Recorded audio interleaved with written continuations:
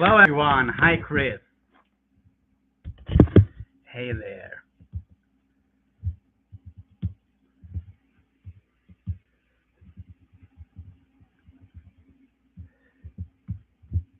Good to see you. Good to see you. And yeah, can't read the chat at the moment, but in just 1 second that should be taken care of. Huh? That's weird. Come on.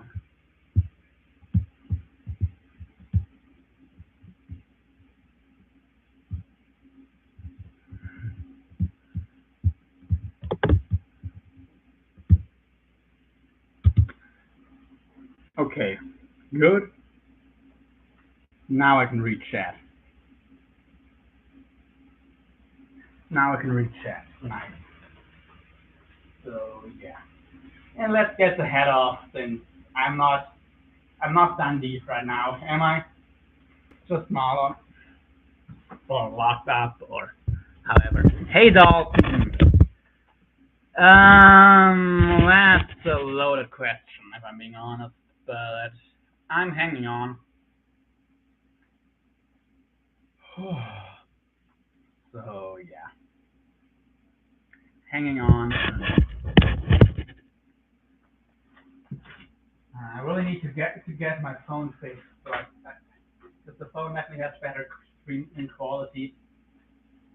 But yeah. Hmm. Well, at least I can still walk, so that's good. But I did have an accident that could have left me paralyzed a couple of weeks ago. I think it's been 2 weeks by now. Yeah. Yeah. I don't know. I would have to check. Go and walk. But I fell off a pier onto a pontoon head first. But I got away unscathed. Just, well, not unscathed, but with no real injury. Just some pains and scratches and bruises and stuff. But yeah. I'm gonna hack my rock bag right now with some. Hey Phoenix.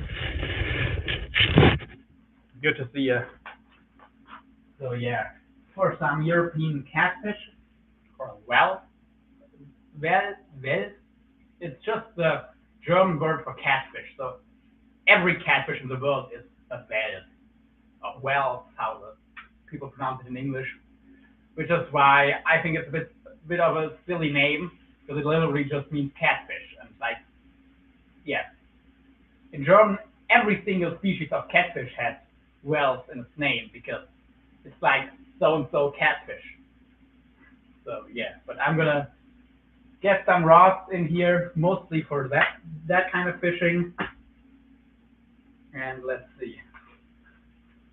I'd love to catch a Wels catfish. So catfish, but yeah.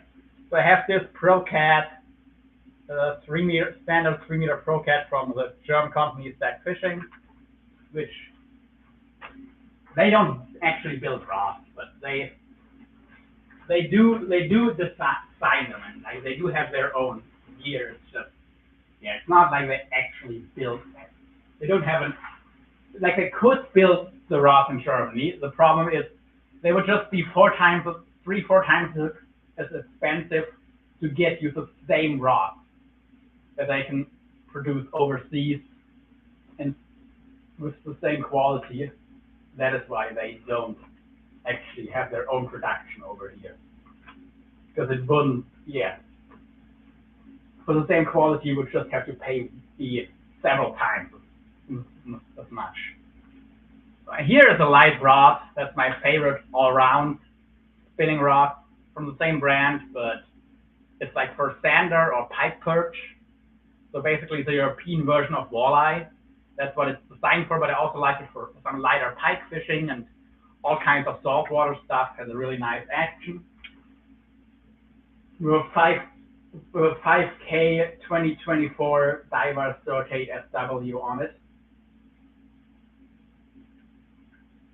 might be the best spinning reel in that size that exists. I would put it above the Saltiga because it's quite a bit lighter due to the Scion or Scion rotor.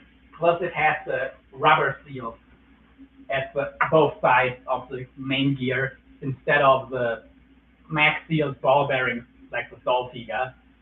And those rubber seals, they just means you only have to wash the reel from the outside. You don't have to unscrew the handle and side cap and rinse the actual openings like you would have to do with the Saltiga. That is why I actually prefer this reel. And it's lighter, so I can also fish it on a lighter rod, but still have the same internals and the same power of the reel. It's basically a cheaper, basically it's the economical version of a Saltiga. That's really what that reel is. And it's actually lighter, which is why, like with the Saltiga, I would have to go one size smaller on this rod actually to make up for the weight difference. But because this reel has a carbon-enforced plastic rotor, which is like a compound of carbon fiber and nylon probably, while the Saltiga has an aluminum rotor.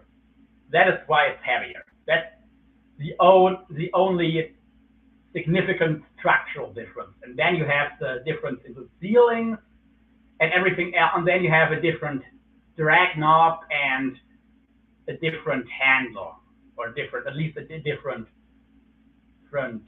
handle knob.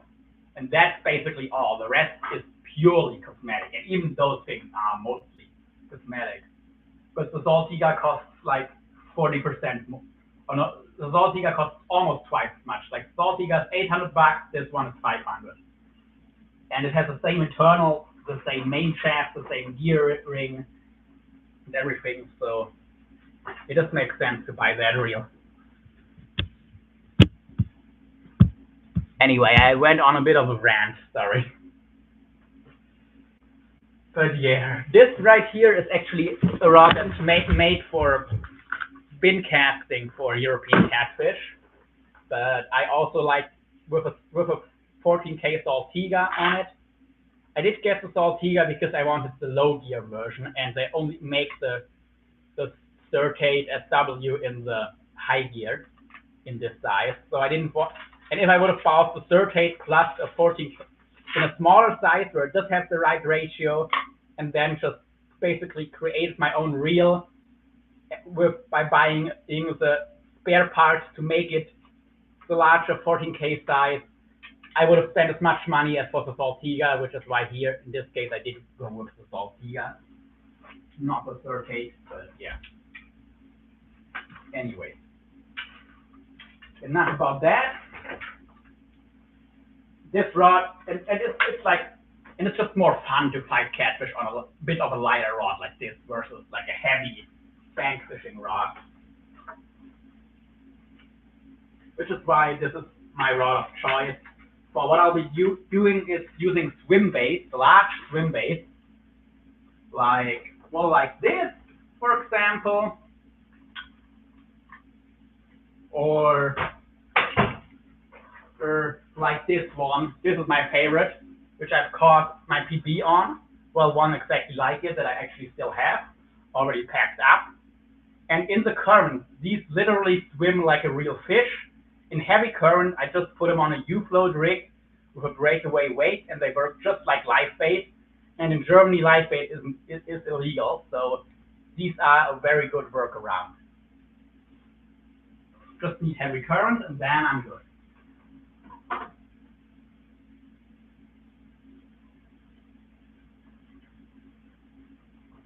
And yeah, geez, that's a good size swim bait. Yeah, and a catfish this size, like not a big one, like 1 meter catfish will absolutely inhale that thing. I've seen it. It's crazy. Like a catfish 3 times. This is a 30 centimeter bait, so 32. A catfish 3 times the size will inhale this whole thing. And of course, a 2 meter, like a 6 or 7 foot catfish will absolutely smoke this. But even a 3 footer will take this one. even a 3-foot, and this is just over 1 foot long. A 3-footer will absolutely destroy this thing too when they're hungry. Thing I've ever seen this window. Oh, then I have to show you something. There is something bigger.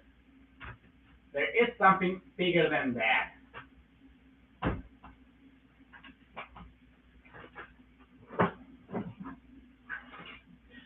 So Dalton, how about this? How about this thing right here? You could almost eat, if this was a pike, you could eat it if you wanted to. You would already get some decent fillets off of it.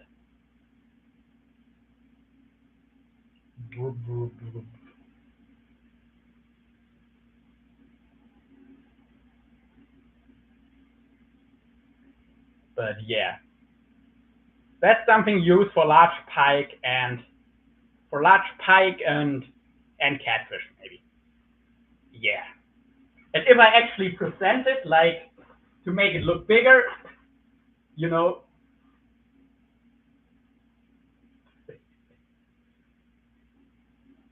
this isn't a small bait, let's put it that way.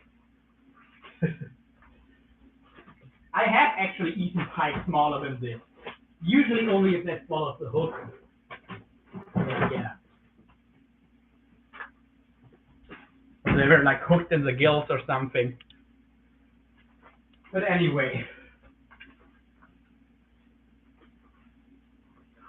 There's always a bigger fish and there's always a bigger bait. The biggest bait I've ever used was a 1 meter and 2 centimeter catfish. So that is 3 foot 4 inches. I've used a 3 foot 4 catfish as bait, and I did get a hit on it. I didn't land the fish that hit it, but it did get smoked actually. So yeah, you can use some big ass bait.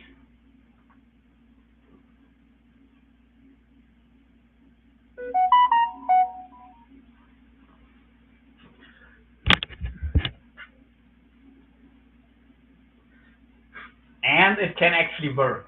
Like the only reason though I would use bait that big is if there's like a lot of smaller catfish, like the one that I used with bait, taking your not regular size bait, you know? If you have bait fish this size and they are hard to catch where you are, you don't want to have every single one of them get taken by a 3-4 foot little catfish. You want to take that 3 foot catfish, use that one as bait, and then you have some quiet until a proper big one finds it. And you also don't want to have all of that disturbance if you want to catch the real big one. So even if you would have enough bait, if you're catching 10 catfish a night, chances are the big ones will just stay away because it's too much disturbance. They know better. And here we actually have a big old tuna popping rod, which is also one that I've caught 2 caimans, or 2 crocodiles on, basically. When I was spending some time in the jungle, visiting some families that had moved there. Like this is a proper. I'm really pushing forcefully here. This is a proper popping stick. That's also one that I'll use when I go for catfish, like near snacks. I can just put my 20K Saltiga on it and lean back. And yeah, like I can use 40-50 pounds of drag on this thing. No problem.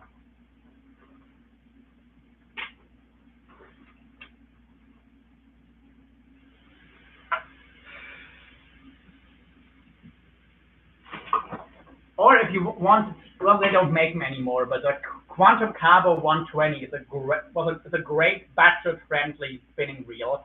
This thing here has 65 pounds of drag, and it actually holds that much drag. And it has a very smooth drag. Stainless steel gearing, unfortunately only a brass pinion gear, which is kind of silly. You should make the drive gear out of brass, and you should make the pinion gear out of stainless steel, because that way you have a much more longer lasting gear, but oh well. It's still a strong gearing. It would just be stronger and live longer the other way around, because the main gear does like 4 to 6 spins with each handle rotation. Well, the pinion gear does. The main gear only does 1 spin with every crank, but the pinion gear does 4 to 6 spins, so it gets a lot more use, which is why you want to use a stronger, harder material for the pinion gear, and you can use the same or a weaker material for the main gear, because each tooth gets so much less work, which is why something like brass that is smooth but not all that strong is better reserved for drive gears, and you want to have something stronger like stainless steel or marine bronze for the pinion gear. Actually, the best, like the strongest material, like the best material for a pinion gear is marine bronze, and then you can combine it with any kind of main gear that you like, basically. But marine bronze is basically an alloy that is about the same weight and as strong as stainless steel, but it's as smooth running as brass is, which also gives it more longevity. That if you have stainless steel on stainless steel, you have a very strong gearing that's not going to break or warp, but you will have more wear and tear than if you would have part of it be brass or ideally marine bronze, because marine bronze wouldn't have that issue because it's a lot smoother, so there's less friction, which causes less wear on the gears. So that is why marine bronze, having the strength of stainless steel with the smoothness of brass or other kinds of bronze, is really the material every spinning reel pinion gear should be made of. It's just an expensive material, and it takes expensive equipment to work with as well. That is why it's pretty rare, and only the top-end Saltiga, or like the top-end diver reels, and a handful other high-quality spinning reels have these materials, have marine bronze in them.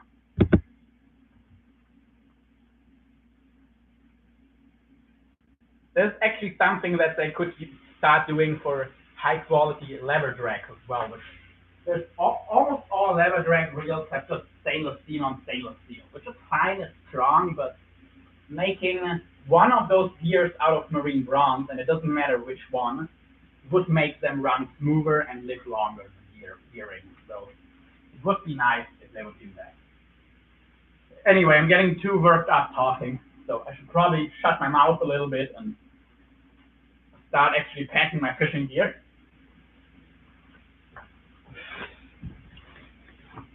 But yeah. Oh well, here we have a dumbbell.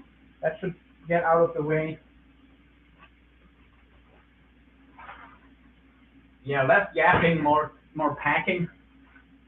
Here we have my 20K Saltiga that has caught a couple crocodiles. My 14K has also caught one, but only one.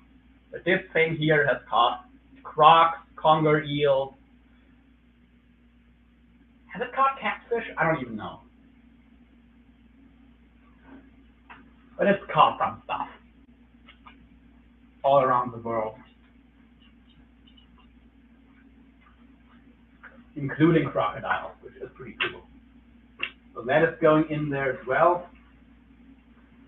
And that's basically all the rods that I would take, probably. I will probably would still bring my HXW Raptor just in case, if I'm doing something where I want to use a lever drag. And then I actually have one of the only, if not the only, 3-speed MC cast HXW Raptor. Like, the MC cast is something that I normally don't do in this reel, in the 3-speed HXW, but I did get mine custom made, so yeah. That's a pretty cool reel. Anyway, this Quantum Carbo is gonna go on the shelf, because I've got my Saltiga. Unless I'm going to use like multiple rods with a spinning reel this size, I don't need it anymore. I've already sold off one cable, but this one actually I snapped the foot off. I did push it to 70 pounds of drag, so above its rating. I did over tighten it a bit, trying to pull an eel out of a rock where it was stuck in, straight sticking it. So I did just take my hook sharpener and filed this end down so it would fit in the reel seat again.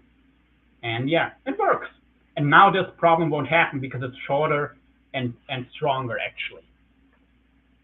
But yeah, this reel has taken 70 pounds of drag and it's a bit of a coffee grinder, but other than that, it has no issue. It works just fine. So good reel.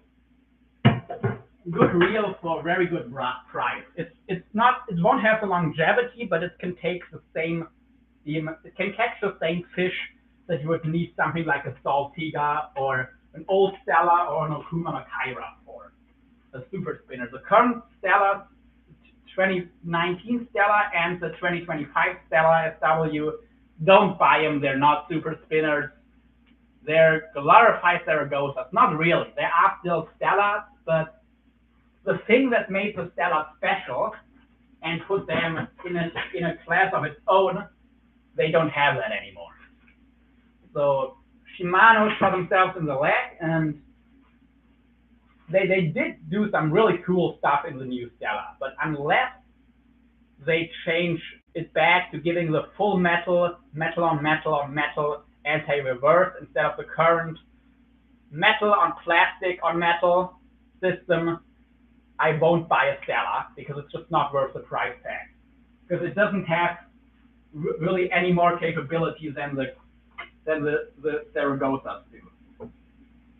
Like, it is a nicer reel than a Zaragoza, but it's not going to be able to catch. Like, a fish that will make a Zaragoza fail will also make the new Stella fail, basically. If you have a fish that's too much for a Zaragoza, it's also going to be too much for a Stella. But a Saltiga or a Makaira or an old Stella might be able to handle those fish that would break a Zaragoza. That is why. And this Quantum Cabo is like one of the only 2 or 3 mid-priced spinning reels that can still land the fish that would break a Zaragoza. It's not as nice. A Zaragoza is a nicer reel too, but it's not as strong.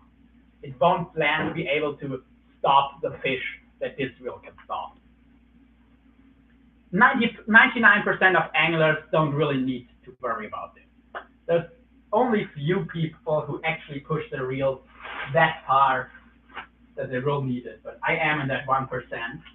So I'll keep buying Makairas and Saltigas and maybe something like a Pan Slammer 4 or a Quantum Cabo. Well, not the Quantum Cabo because it's just such a coffee grinder, but it is. I did buy that reel because I couldn't afford something more expensive, and it's done its job, and I would use the same thing if I needed a reel in that price range. So yeah, anyway. Let's get this stuff here cleaned up a bit.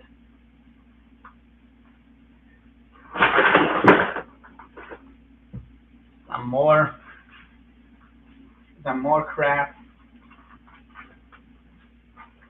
Some more workout stuff. Let's see. Where should I put it? I'll just put this. Just make this over here the weight corner of my vehicle, of the shelf.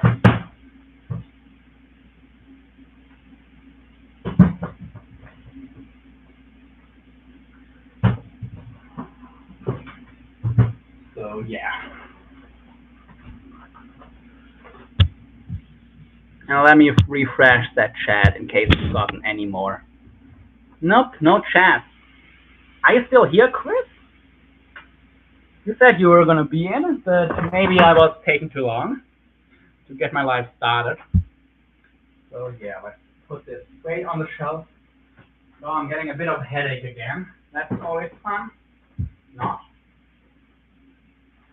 But, oh well.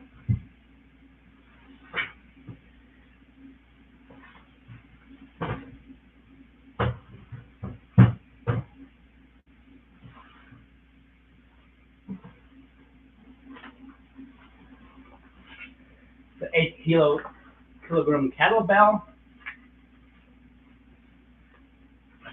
It's a very nice kettlebell. I do like this one.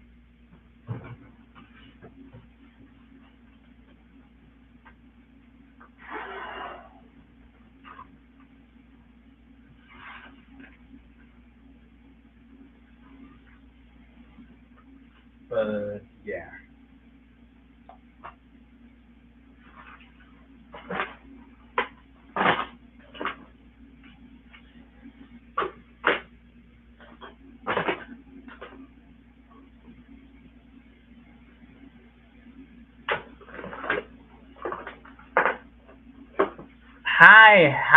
Hi, Heavenly Star. What's up? Good to see you. Just cleaning up my tackle room a bit.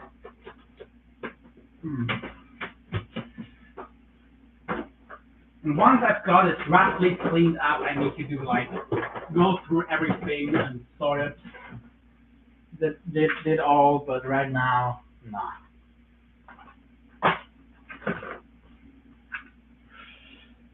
And yeah, I still got some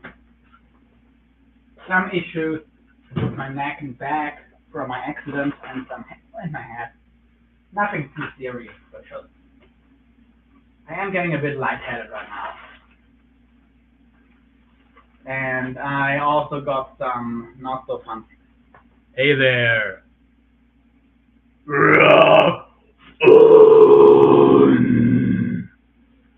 Heavenly Star. Hey there.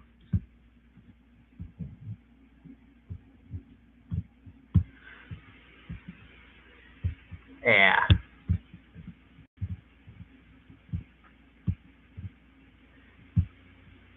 You can't give me the horns without me giving you a growl or two.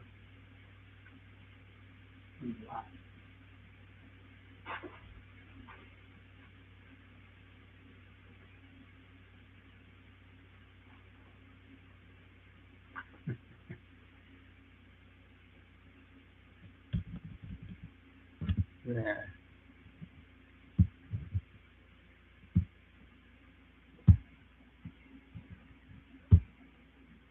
Anyway. Die. Will never. Tried. To the eye. Will never die. Of redness. We are on fire.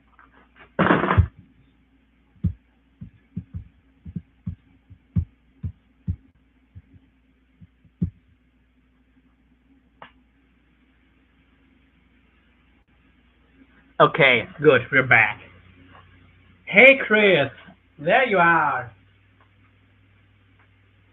Yeah, sorry, it took me a couple minutes longer than I expected before. Yeah.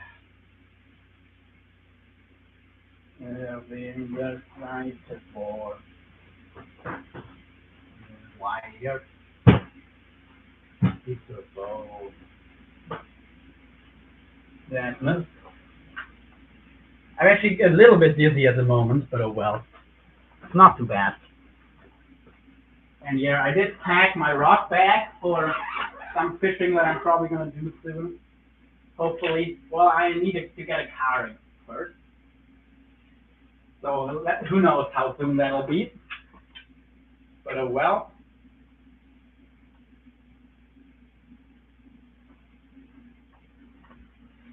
I mean, I do have a car, and it does drive, but it's not roadworthy, really. And it needs to get some stuff fixed. Hopefully that can be done within the next couple of weeks or so. But yeah. Oh, and Chris, you came at the perfect time. Lila, my cat, she just swapped in. So Lila, baby, come on.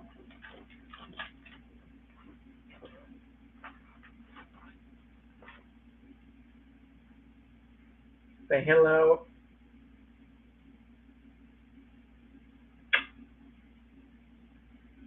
Cutie pie. Okay.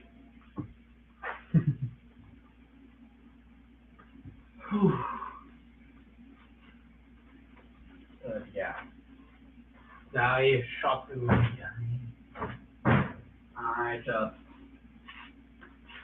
I, of course, I don't want to overdo it, but I do kind of have to tap it out. Also, I know that if right now I stop and do nothing, I'm not going to be in a good headspace with, yeah, the stuff I talked about earlier, basically.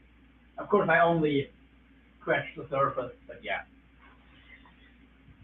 So it's better if I'm doing something and got something to do than doing nothing and just being alone with my thoughts. Oh, and here we have a nice little shark leader with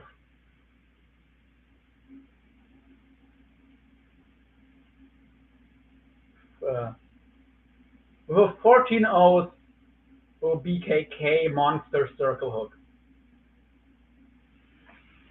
Nice little shark leader. Right there. And this is actually like one that I would still use on casting tackle, not even for deployed rod. Yeah, to be fair, she isn't the most loving cat though. Like you can do a lot with that cat, but like she doesn't give you that much affection directly. So yeah, that is something about her. She's more of a companion than someone like, yeah. She's not a caretaker. She's not a dog. Let's just put it that way. And there are also more loving cats than her.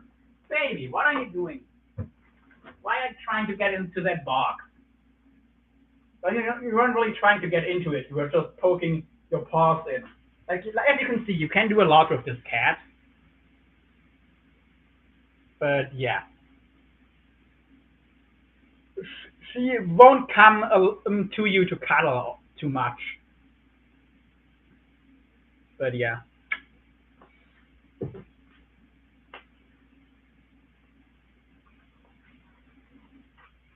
I did have her like once or twice when I really wasn't good. She did come to me, but she only does that on rare occasions, unfortunately.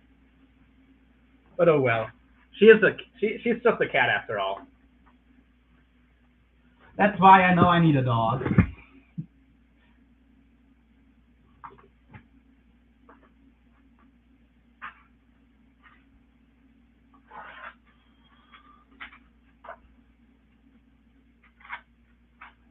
But yeah.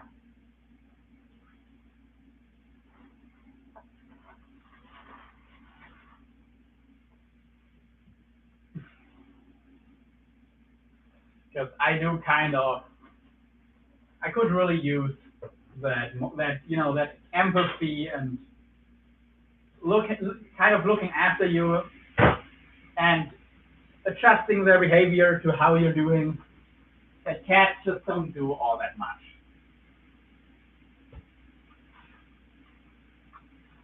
But yeah.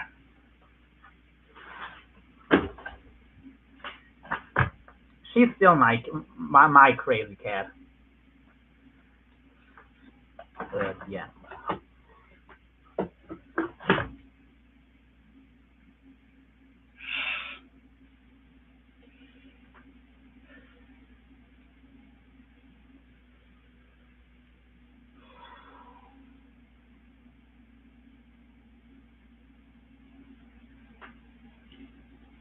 Anyway. Tool of line going in here.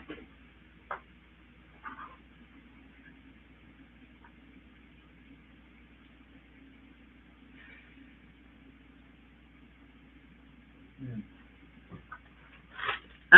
This is a bit of a bigger shark leader, for example. Like this is something I would recommend for like tiger sharks because it's 2 millimeter 19 strand cable with like each strand is thicker, so harder to chew through, and a bigger hook. This would be like the right size for like most sharks. For some really big, some real monsters, you might even want to go a little bigger than this. But yeah, this is Dawn. See, wow, that means firepower. It's size, truck through infiltration.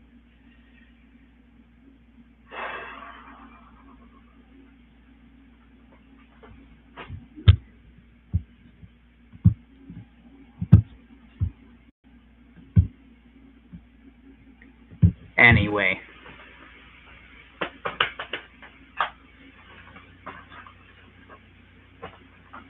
Bunch of stuff. I'm not gonna go through this right now. I'm too short at the moment, but at least I want to get my ground space cleared up.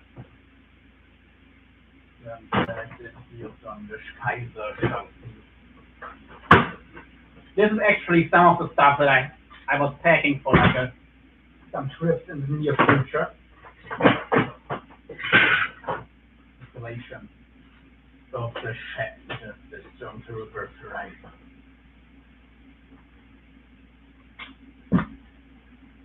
Which would be some big swim baits, like this one, that I'm gonna fish like live baits and heavy current, some brake lines and stuff to rig them up, and yeah, for catching some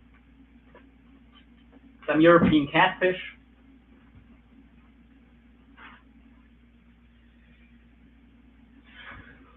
Here are some leaders that I actually use successfully for conger eels. I think both of them have caught some eels before. Yeah, they have. They would also work on European catfish. This is a 12-0 BKK monster circle hook. The biggest size I would use for conger eels or European catfish. And it's 1.5 millimeter stainless steel cable, which 7 times 19, so 133 strand, not 49 strand, which is very supple. Really good stuff. Sorry guys, I'm just not the most lively and energetic at the moment. Here's some food. Let me go to the kitchen. This is this is food mostly from Germany that I brought to the UK and back. But yeah. Well, but anyway.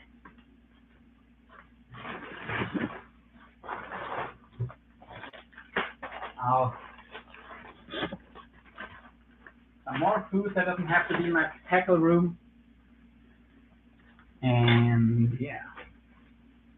We already created some good bit of more ground space. So it is already, we did do a okay cleaning up a bit. Some shrink tubes. I do like because a lot of the cable I buy for my shark fishing, I want to have it plastic coated, but I can't buy the kind that I really want to use already coated. So I have to do the coating part myself. So I just use shrink tube for that.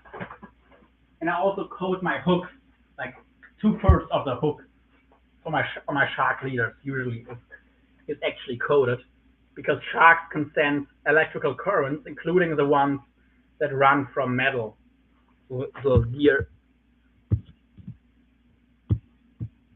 So yeah, because every piece of metal on your tackle emits an electrical current, and sharks can sense that. So you want to use as little metal as possible, or you want to let's say you don't want to have an unnecessary amount of metal on your leaders, and you want to have as much of that metal coated in plastic as you can. Both.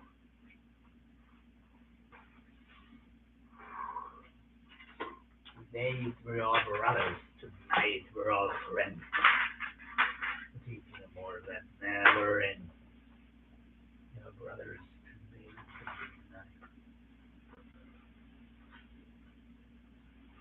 Oh, anyway. Nice.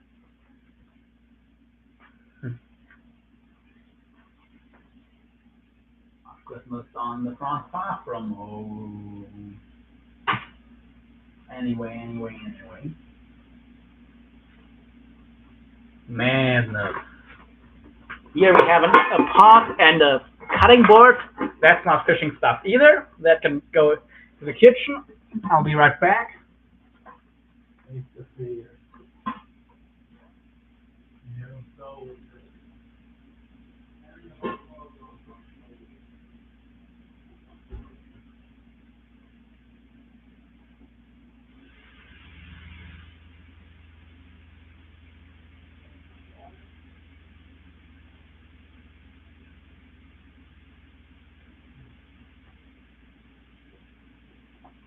We're all brothers tonight. We're all friends. And yeah, I'm listening to some music. If you hear me singing a bit. And when the chat is slow, it can get a bit. Yeah.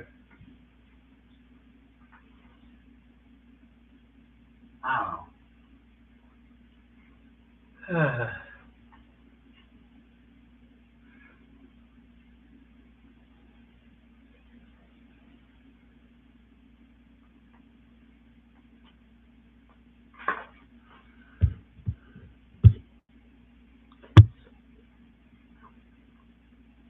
Anyway.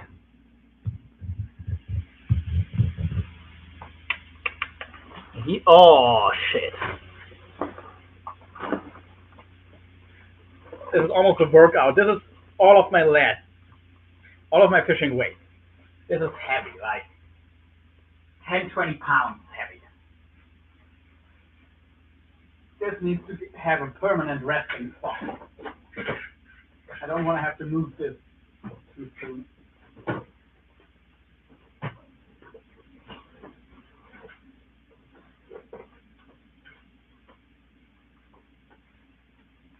But yeah.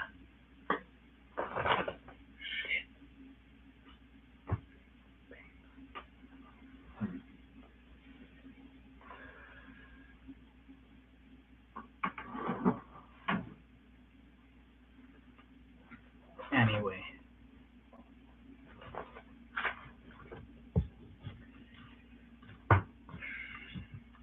Oh, friends. They are all brothers. Tonight we're all friends. Moment of peace in all that never ends. They were all brothers, redeemed in union. And here's my harness, by the way. I was talking about that, I think, on Yogi's live. So I might use this on a cable in the gym as like a makeshift belt squat to keep tension off my back, to not have any weight go through my back, because I'm thinking that I could just strap a cable onto this and squat, basically squat down and then squat the weight back up.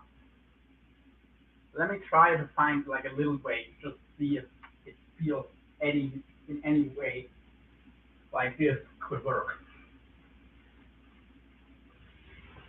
Actually, why not strap on a piece of fishing equipment?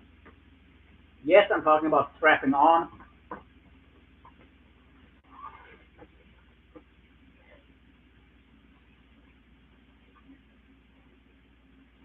I don't have like a lifting belt for a belt squat, but I do have this fishing harness. Like, this feels good. I would have to stand on some blocks, of course, to get proper depth, but in general,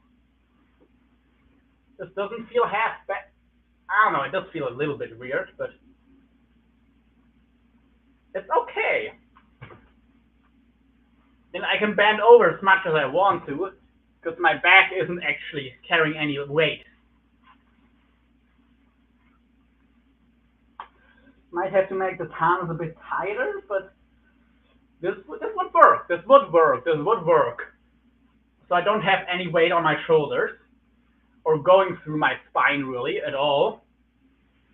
Yeah, I think I can do this. Okay.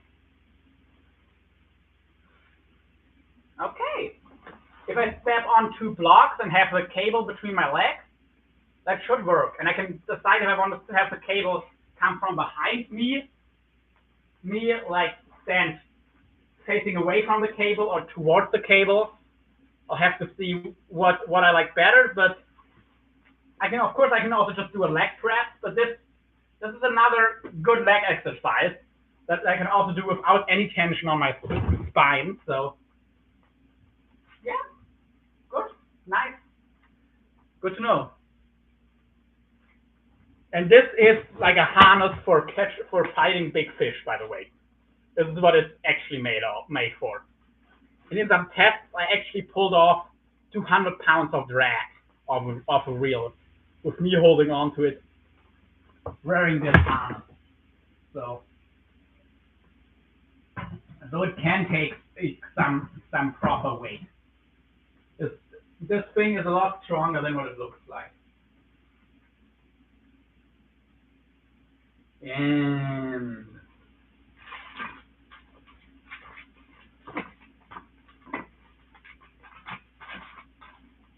but yeah.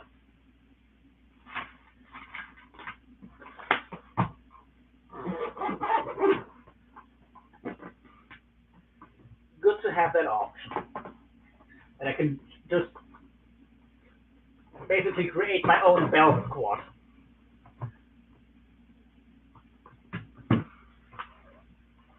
And let's get this tackle container over there. Basically just spools of line in here. So I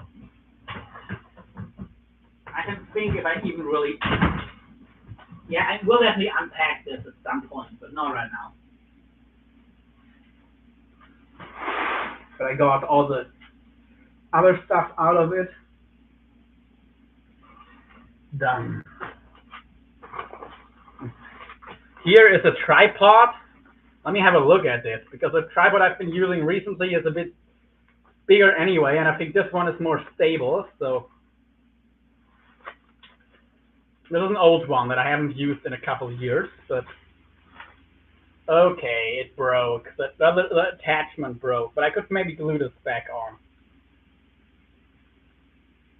Well, it's not only... No, this should work.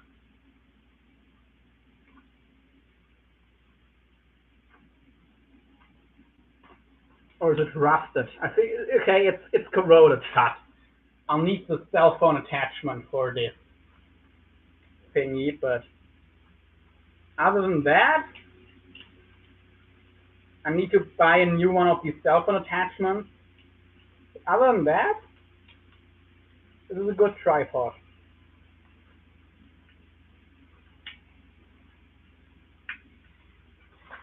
Okay.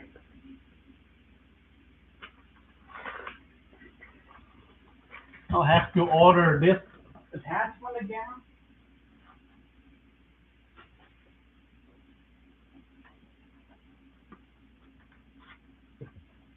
So I can actually use my phone.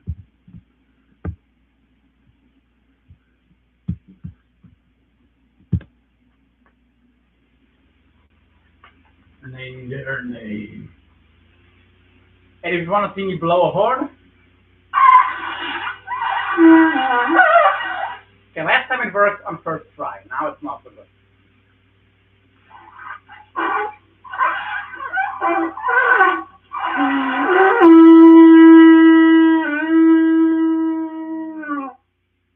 All right. Probably with a headache, I also shouldn't blow too hard. Yeah, I know I'm tooting my own horn. Could also use the horn like this.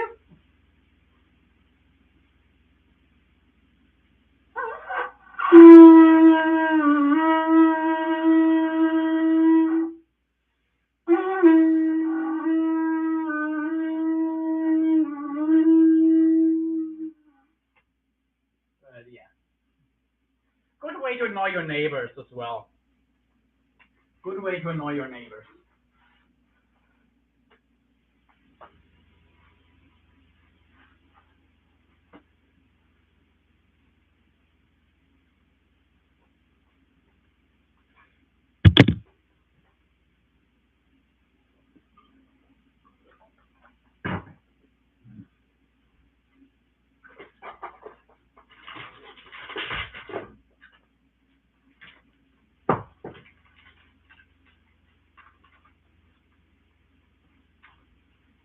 There was two things. Lead one time when we were having a fight, we had a misunderstanding, and she knew what she did, and she didn't tell me. And she just didn't.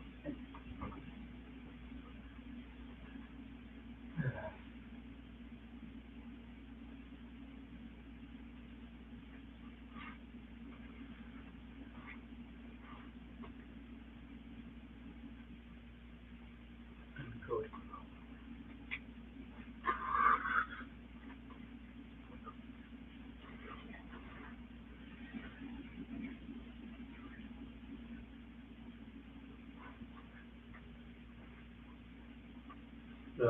Free the thrown to the national and say on the barrels of our guns. And it is all the nail and the other side changes on. Then you do the fray. Straight. This is what I'm thinking. Yeah, this is the leader material that I want to build my swim bait leaders for catfishing out of. Because it is this coated 7x19, so 133 strand cable, and it's nylon coated. And normally you don't use cable for catfish, but I've seen them almost fray through even 500-pound Kevlar. So I want something I can truly trust, and especially on those swim baits, it's a pain building the leaders. So I just want to have something that I can trust and that'll last. With a bait that big, I don't think this leader should scare them. Especially, I don't need a very long leader, like this much should do it. And the rest, the part that I won't actually have in their mouth, I can then do just use some heavy braid or something. But yeah, this is the leader material I'll be using for those big swim baits from now on. For new builds, when leaders I build new, and yeah.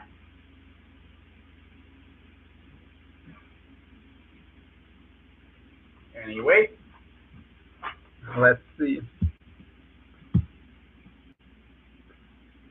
The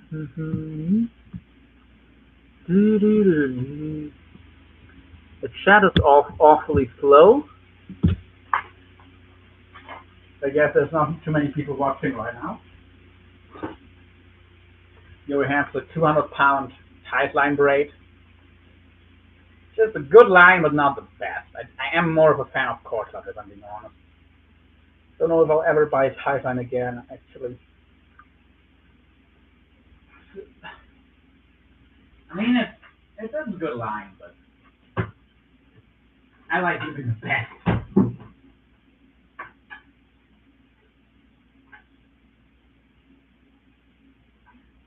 But it only costs half of what the costs.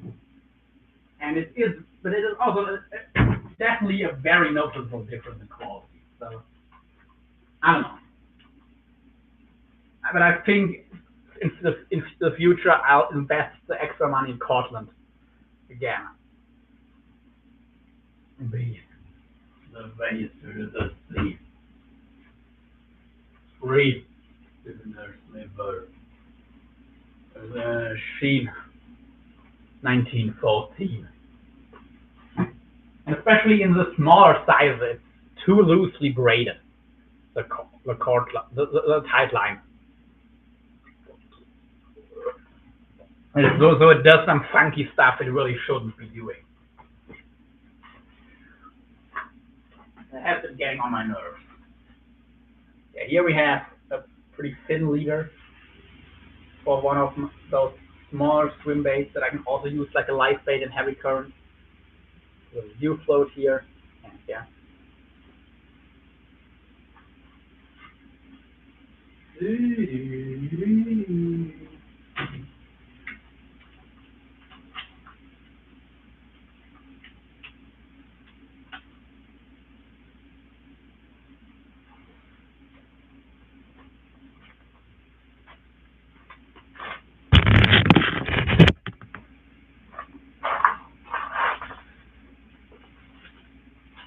Some heavy crimp. Yeah, there's my box with shark, just shark stuff. I do have my own box where I only have shark gear, and this is clearly shark. Just like this heavy cable here. Also clearly shark stuff. Meaning if I'm not going somewhere where I'm going to be doing some shark fishing, I can just leave that stuff home.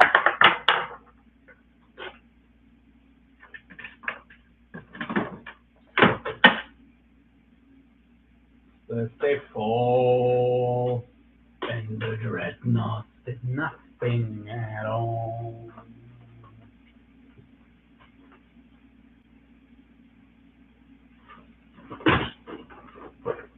Here we have a real carton.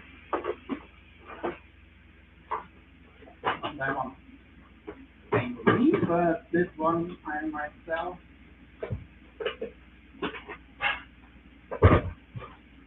And here we have my custom-made reel. The 3-speed HXW, the Avid 3-speed HXW MC Raptor. And this is a beast of a reel.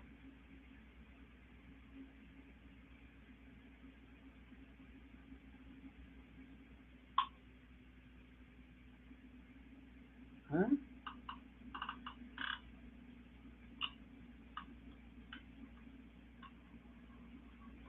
This is a beauty of a very strong little reel.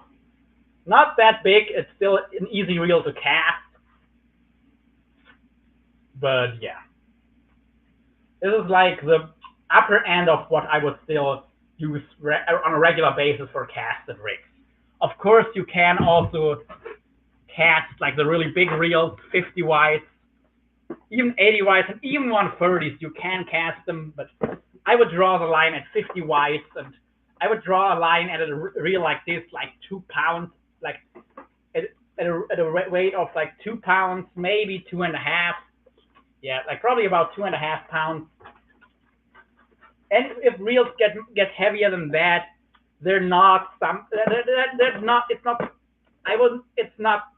enjoyable to cast, let's say. You can definitely do it, but yeah, it's not that fun. And I prefer just Hurton for sturgeon. Hey man, I still have your reel, by the way. And I'm just having my 3-speed HXW MC Raptor in my hands right now, which is a beautiful little reel. A nice little reel for some heavy-duty casting. Of course, I cast my 30 wides and 50 wides, but yeah, this is just a nice handy reel. Because even the 30s, they are already like a bit big for casting. And I said you could borrow my HX. You got one too? Lol. I still have a reel for you, by the way, that's already boxed up and ready to ship, man. I still have that Spinfisher 10,500.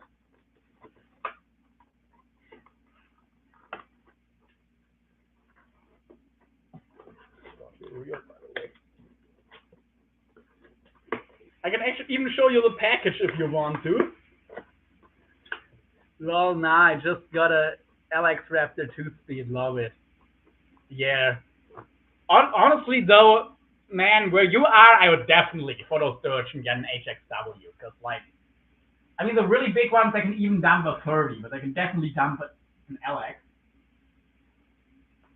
If you ever truly hook a monster, like a 12-foot plus sturgeon, I'd want to have at least an HXW, just for that extra power, and yeah, and line capacity in my mind. But even if you don't think you need the capacity, like the drag, because I don't know if you're using holocore braid at least, you can really get used to it.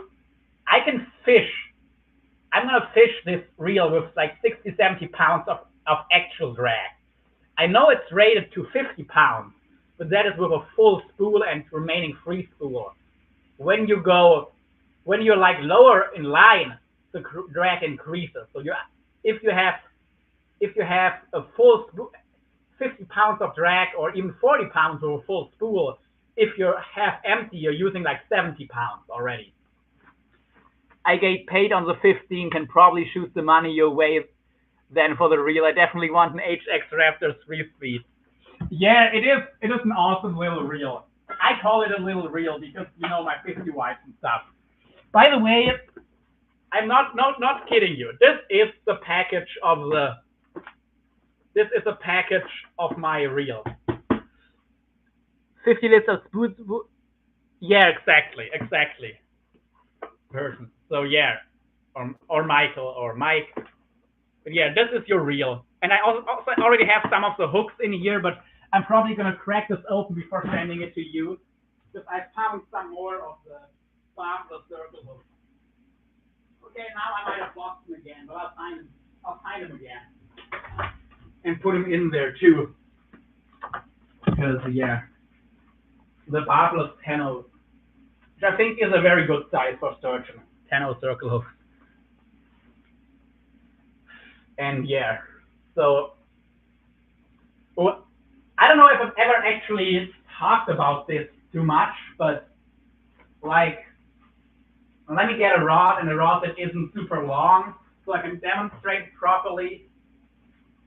Well, why not?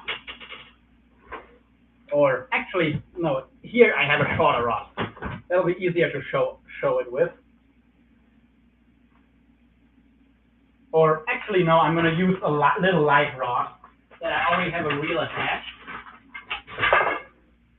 If you have like a big fish and you want to use heavy drag, which is more than you could normally hold on to, there's a very simple technique.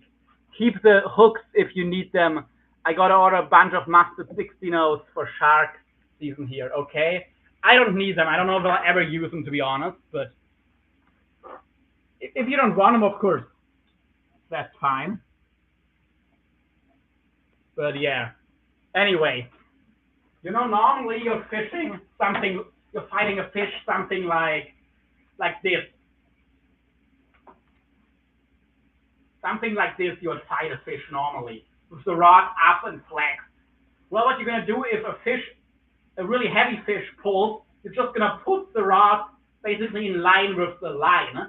So the rod isn't really under tension, but the reel is taking, your reel and your line are taking the beating. Or like on a conventional reel, instead of fighting like this, you're going to fight like this. Either put it under your arm and just pull back, and instead of normal cranking, you just pull back and then crank forward, or you put it between your legs and you can even walk backwards and then walk back forward while you crank. Crank on the walk forward, then walk back. That's how you can gain line and fish way more drag than with the rod tip high. But put the rod low, basically in line with the pull. That's why even like a little bass rod could handle 50 pounds of drag, no problem, because the rod isn't what's taking the beat. The rod isn't under that much tension. Only your reel seat has to be able to take it. But yeah, I'll take the hooks if you don't need them, of course. I go to tackle like crazy. Yeah, I just ordered a Hellcat bench pager. Okay, I don't know too much about the Hellcats because we don't have them over here anyway, and shipping for rods internationally is insane. Even, well, over here it's not that bad. Like we can ship a rod for like 20 bucks. I think in the US for some reason they can charge you like a couple hundred to ship a rod, which is just insane. But anyway, yeah. I don't really see when I'll ever use those hooks because I prefer having a barb on mine, and if I don't need it, I just crush it down. But on a 10-0 size, I still like having a barb. But yeah, I know you're not allowed to use the barbed hook, so that's why for you it makes sense to get the barbless one. And because you don't have to grind anything off, they also shouldn't rust.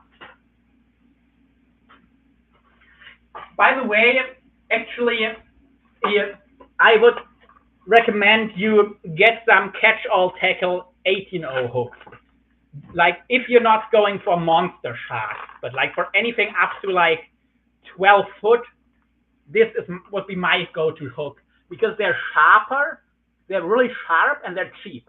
You can get them starting at like between $1 and $3 a piece, between $1 and $3, and they're really, really good quality shark hooks. Really sharp. The 20-0s are not as sharp, but these 18-0s are really nice size and sharp. They're about the size. They're a bit bigger than a 14-0 Mustard Demon Circle. A bit bigger than the Mustard Demon Circle called 14-0s, but smaller than the 16-0s. But yeah, I can always dremel off barbs. That's no biggie at all. That is good. But yeah, like catch all 18-0s. Yeah, you can get them for a pack of. How much are this? Is a pack of 10? Like a pack of 10, you can get for 15 bucks, and these are proper quality steel hooks. So the BKK Monster Circle hooks are even better, but if I expect to lose tackle, I'm going to use those because they're just so much more economical.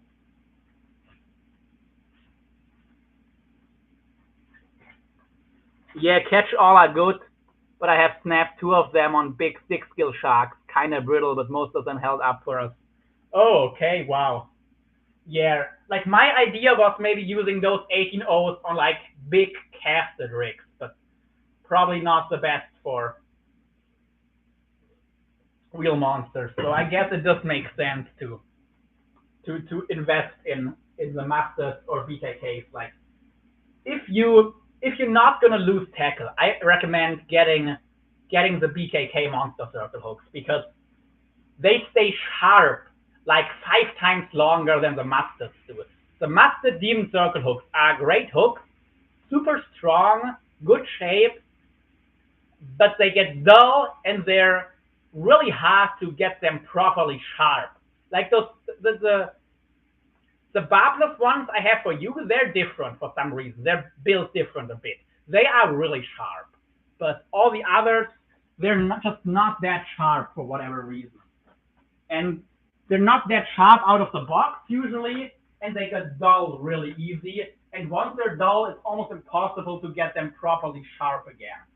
While the BKKs, they cost about twice as much, but they are sharp out of the box and they stay sharp. And if they get stuck on a rock and get dull, they're really easy to resharpen. And then once you resharpen them, they still stay sharp for a very long time.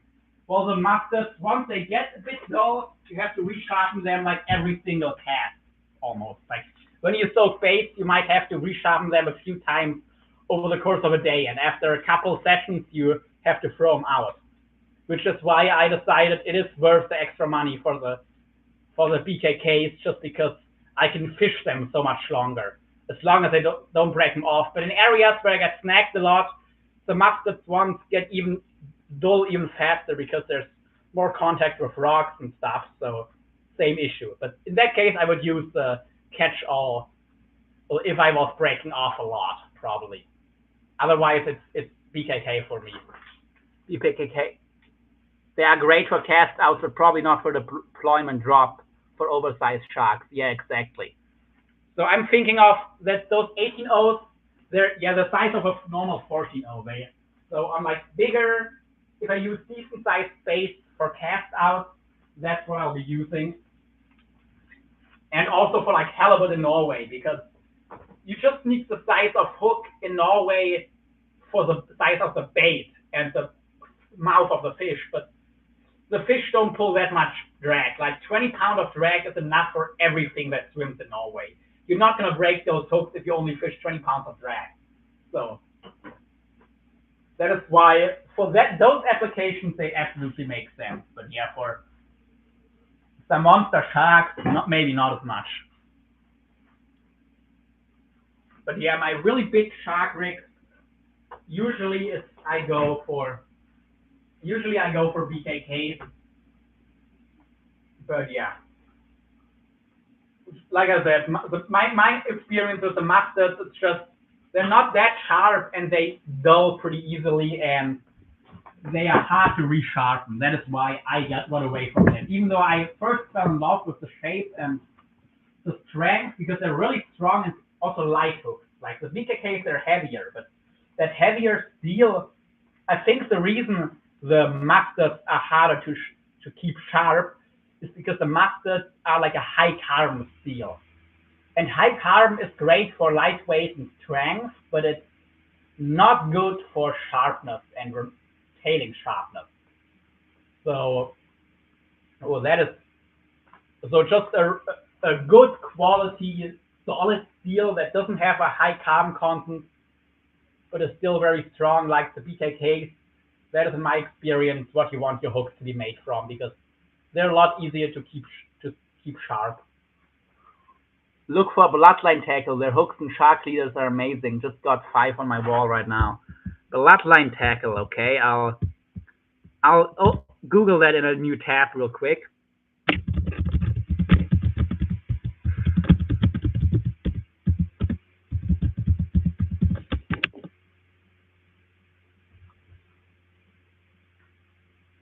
But yeah, like I don't really buy pre-made rigs just because I'm too much my own man and have too specific of ideas from about how I want my rigs to be. Like I'm not the guy who builds leaders and sells them, then who buys leaders from someone else made. But yeah. And of course, man, if you want me to build you some shark leaders, I've got most of the gear in bulk here, and I have like some serious crimpers and stuff as well. Like, of course, I have normal size crimpers for your normal fishing applications, everything up to like 2 millimeter cable, which is like 500-pound cable. But I also got the really big ones for heavy cable and heavy mono. They must be somewhere around here actually, but I'm not seeing them right now, which is kind of weird. But yeah, like here they are. I also have like crimpers like this. They can take some serious crimps, even like stainless steel crimps. I can crimp with that one. I'll have to sample one of your cast out leaders. Okay. With one of those 18-0 catch-alls, or do you want a different hook? I could, of course, also do a BKK or mustard. I still have plenty of mustard demon circle hooks in stock, but yeah.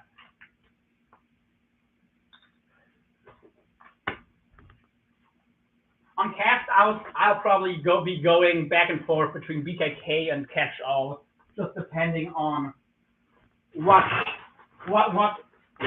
if I expect to break off or not. If I do have to say the catch-alls, they're sharper and easier to resharpen than mustard hooks already, even though they're much cheaper.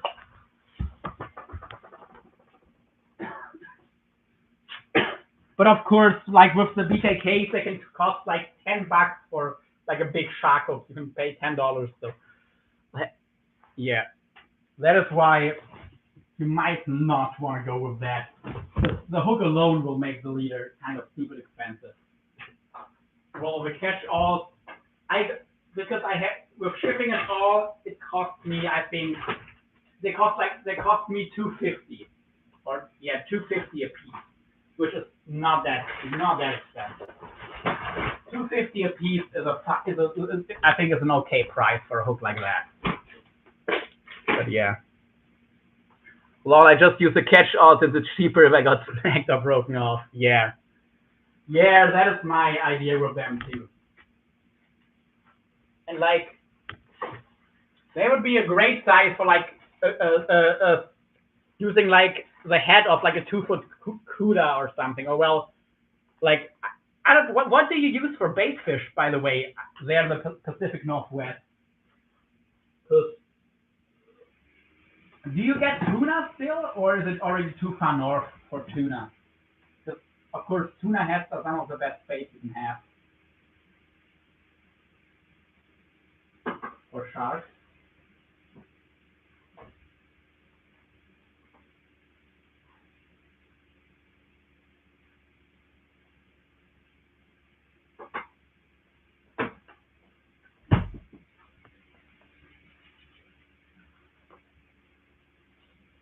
And any kind of mackerel. Any kind of mackerel that is like the right size will be also great bait. And of course, small sharks. Small sharks are great bait too. And rays. And, yeah. Sharks and rays are great bait. Any oily fish. And sometimes some just local whitefish too, but something oily like tuna or mackerel would usually be my preferred bait.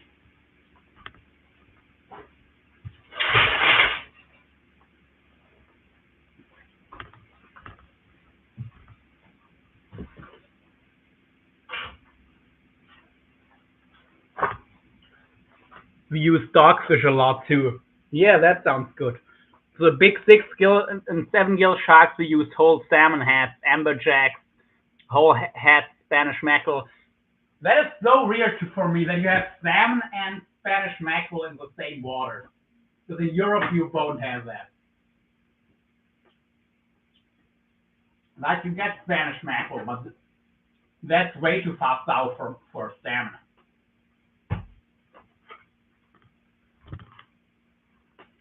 And same thing with amberjacks, actually.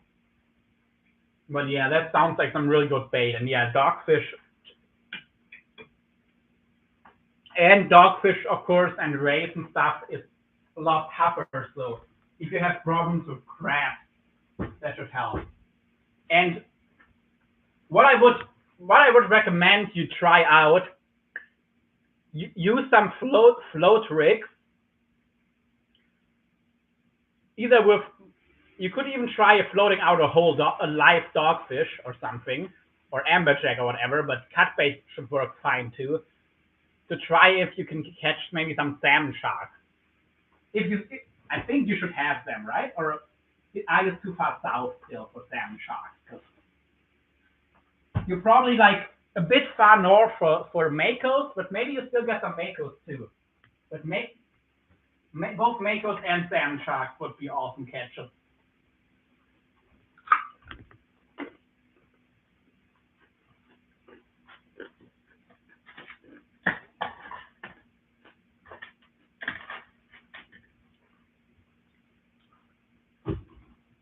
I definitely want to go fish for Pacific makos and salmon sharks, both. But the Atlantic makos, they're actually endangered right now, and their population keeps dwindling. It keeps decreasing, not increasing. While the Pacific mako has a lot healthier population, and the population is on the increase. So, and salmon shark population is fine too.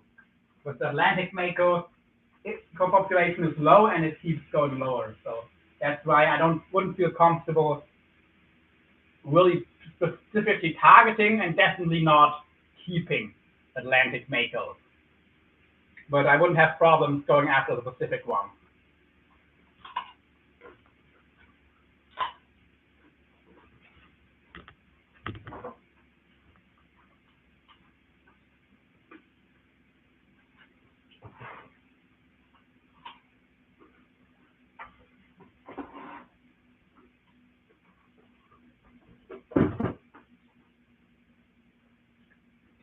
And from what I've seen, a lot of times when you catch makos land-based, even with circle hooks, they somehow still seem to get gut hooked a lot more than other sharks do.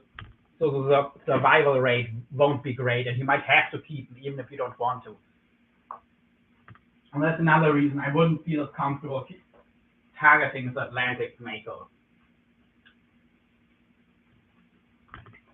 But yeah, we're loaded with salmon sharks.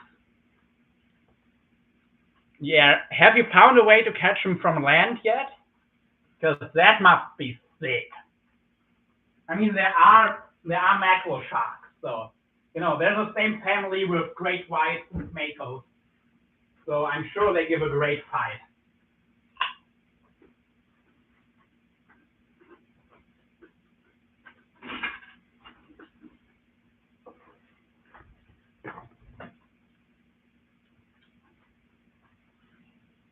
Yeah.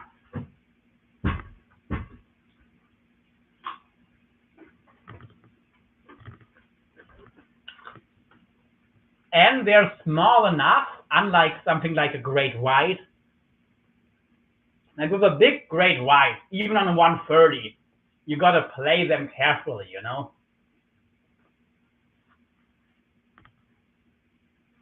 Because from what I've heard, with great white and also makos and salmon sharks and all of those mackerel sharks, if you use too much drag, like you can get them usually guided to shore without them actually getting into the fight or flight response.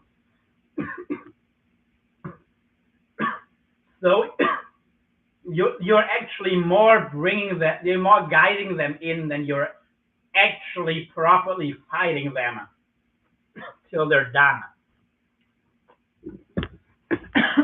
And like a big great white, if you get it to where it fights, where it actually thinks it's fighting for its life, it'll probably, at least from shore, it'll wreck any reel. It'll empty the biggest reel there is.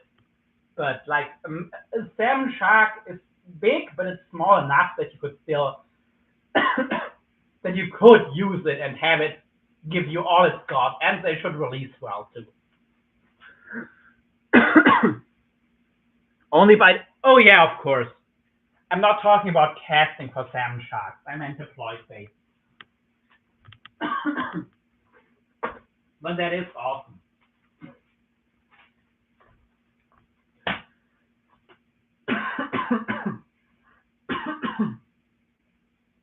Oh man. Oh, and by the way, you still need to send me over miracle rib so I can do the thirst swimming miracle rib sandwich. That you said I should try.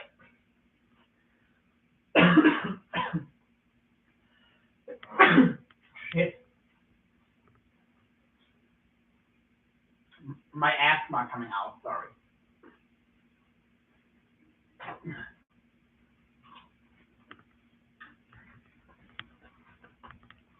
But yeah.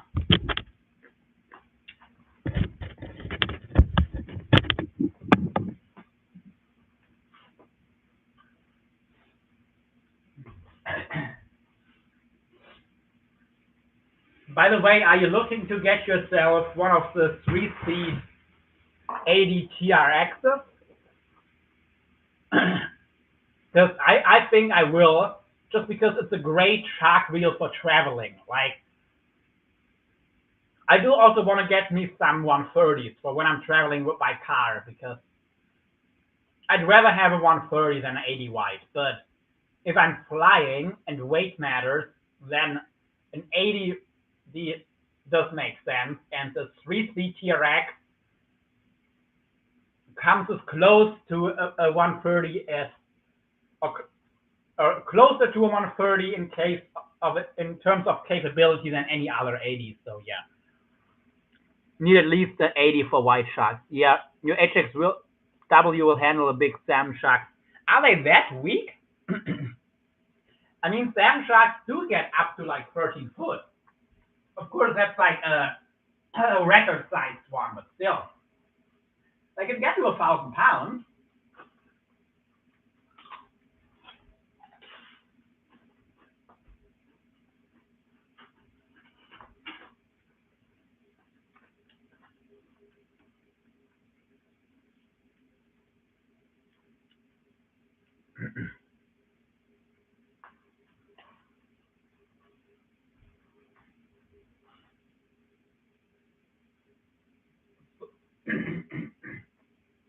So, like, you have to also know that I'm the guy who wants to catch the uncatchable.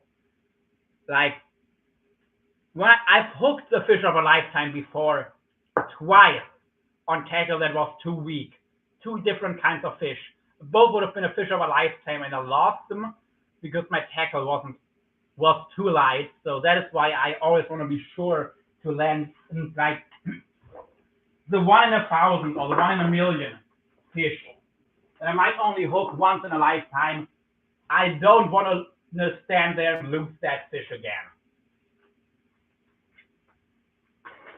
Like when I hook the sand shark of a lifetime, I want to land it. When I hook the sturgeon of a lifetime, I want to land it, and so on. They are strong for like 5 minutes, then just sandbags. So okay, so they get out kind of like cod, I guess. Because to me that sounds like cod, like big cod. They're strong, but if you put enough drag on them, they don't pull for very long. Like there's two kinds. Like you can fight a cod for a long time, but if you really put the heat on them, then they give like one good run, and then then you can just pull them in.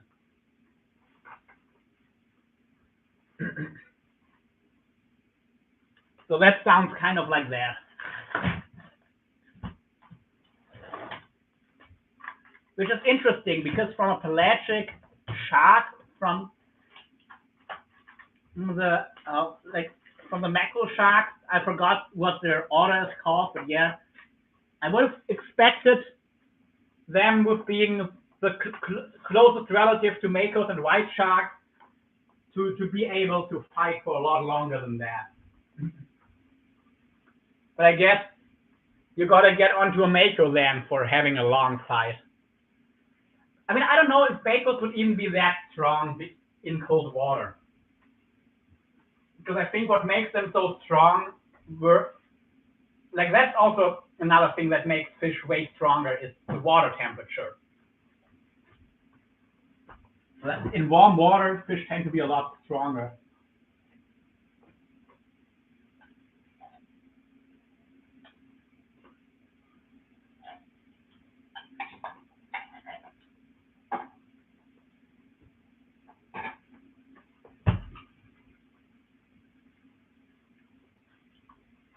That's what I heard, for example, about what are they called?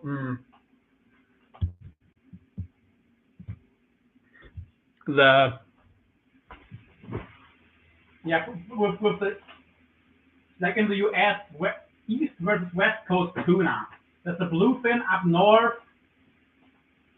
They're on the East Coast.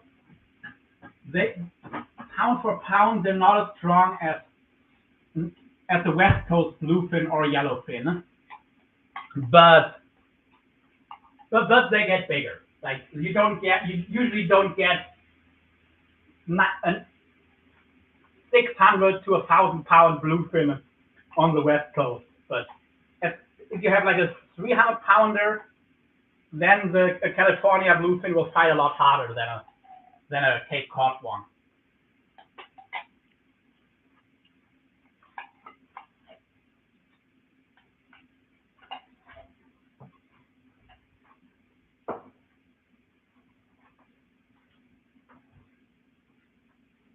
So I could imagine that they're similar with sharks. And I have definitely had similar experiences with other fish. And in warm water, they give you a much harder fight than they would in cold water. Like winter pike, for example, don't fight nearly as hard as summer pike. Although the winter is a better time to catch big pike. But they don't fight as hard. They give up faster and they're not as explosive and not as strong. So yeah, you wouldn't be surprised if maybe that's the reason why the sand sharks aren't quite don't fight quite as hard, because they're more of a cold water species. And I'm honestly surprised the 6-gill sharks were able to break hook, because as a cold water shark, you also wouldn't expect them to be that strong, but I guess I'm wrong.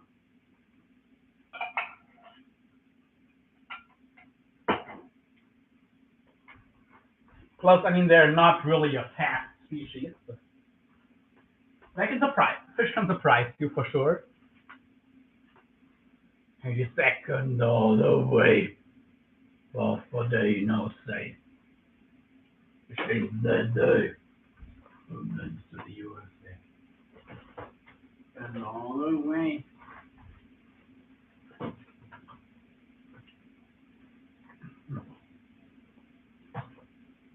Yeah, anyway. Maybe whenever we meet up, we should try hand lining a salmon shark. That would be a cool video. It would suck to pull in 500 yards of line or more by hand, but it would definitely be good for views.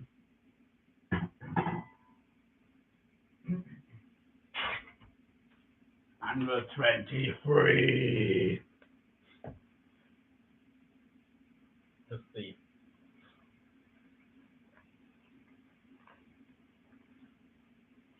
Actually, a couple of my PBs I had to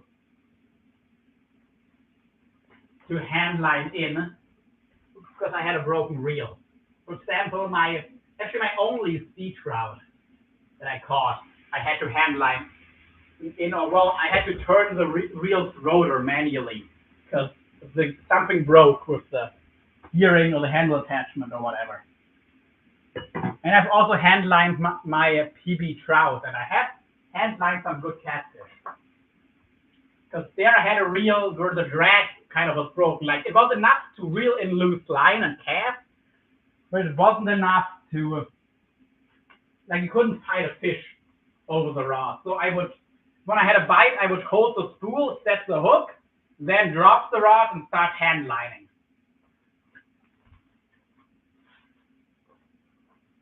And hey, it worked.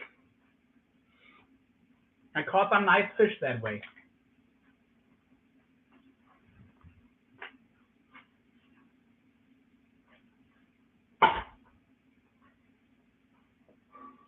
All road dead. You still there, Sturgeon? Courageous. For life.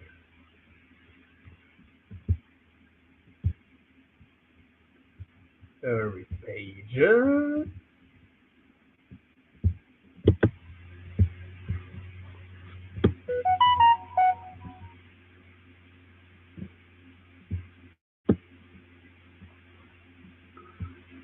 On the run.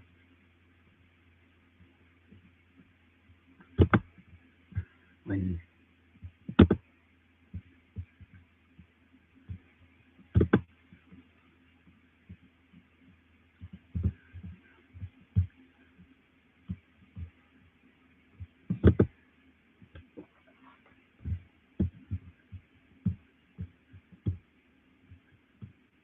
well, I'll refresh the chat just in case. Like, I tried refreshing it, but now I reloaded the whole page. Okay, nope, no new chats. All right. I heard my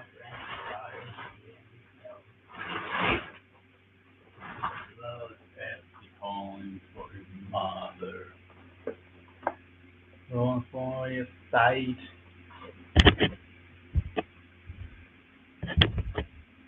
Kids to each other. Vain.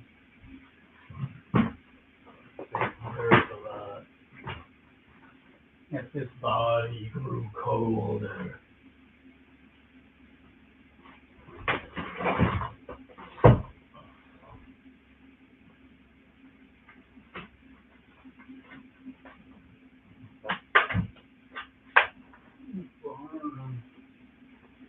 And strain.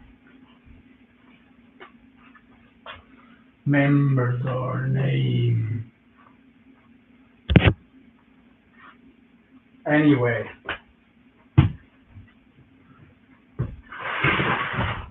I think I've more or less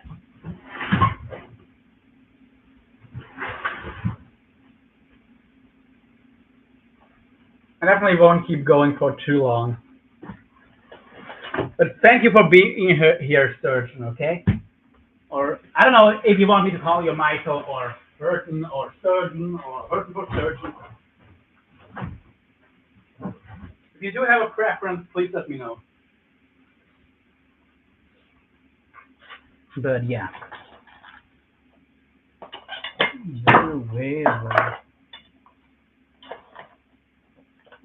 Sure.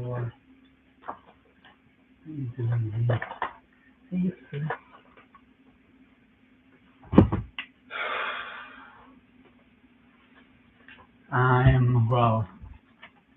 I'm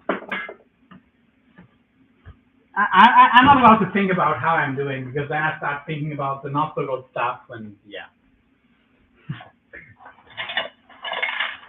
As long as I don't think about it, I'm alright. Like literally.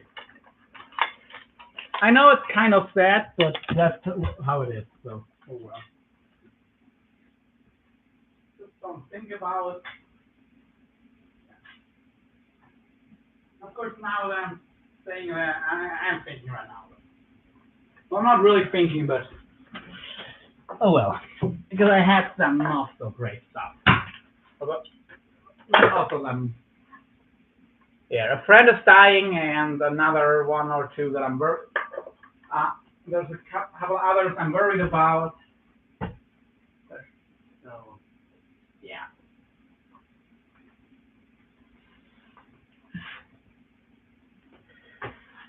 You know what, folks? I think it might be time to end this live.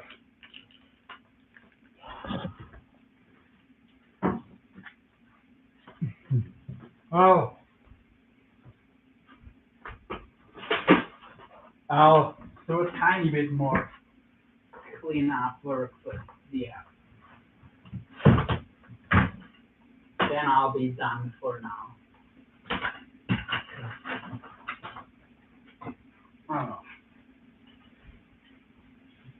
Unless someone wants to chat or has any questions, don't worry about me not being in a good space right now, because if you talk, it'll probably get better, but right now I'm not in a good space.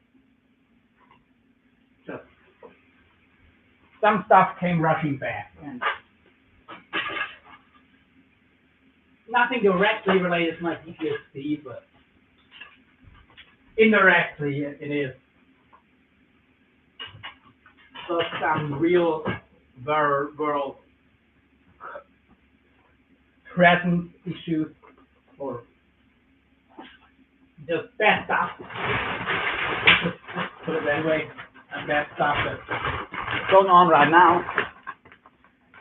I can't really talk about it. On that would also would be too personal for YouTube, but yeah, there's some real crap going on, and both worries and yeah, a dying friend who I know is dying, and there's nothing to do about it.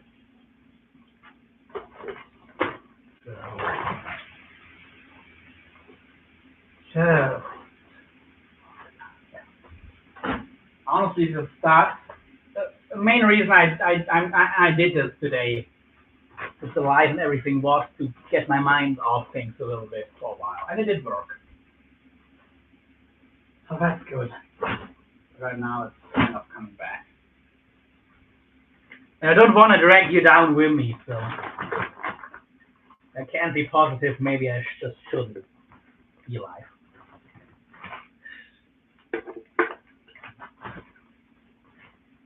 Anyway.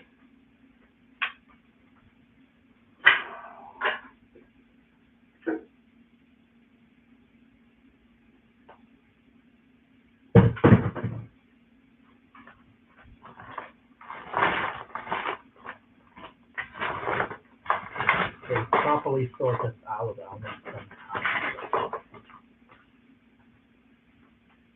Nothing too important in there, so it's gonna be all right.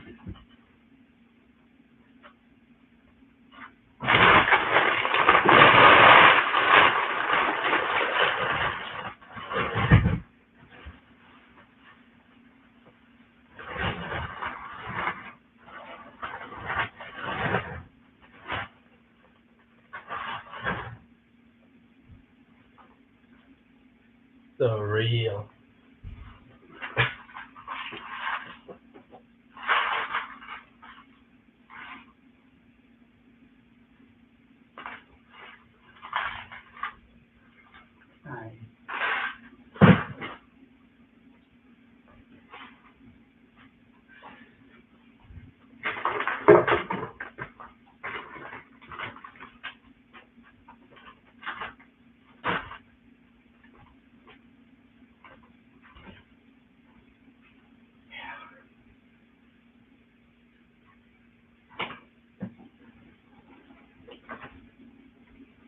Okay, so life is messing up anyway, so let me just get the ground clear, and then I'll end this live.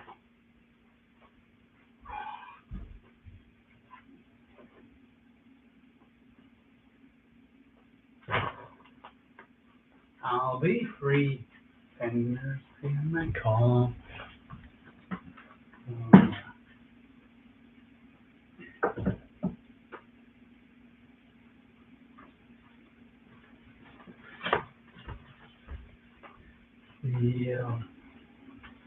Yeah, here's my box of swim baits for European catfish or Wels. I will do some rigging on these, but not right now. Right now, yeah. I think I'm done with doing much of anything for the day. Also, after that exit, yeah, we're still having some pain and issues in my back and neck from the accident. Nothing too serious, but I also shouldn't overdo it. But yeah, I did need to just do something. Because when you have people you care about go through some bad stuff, and you can't do anything to help them, you gotta do something to, at least I gotta do something to, I just gotta do something. Doesn't really matter what it is, just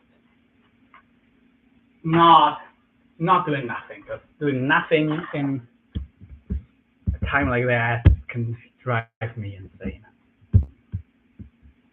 Okay. And yeah, sorry for not being positive, let's say, right now. But yeah, anyway. Okay, that's fine for today.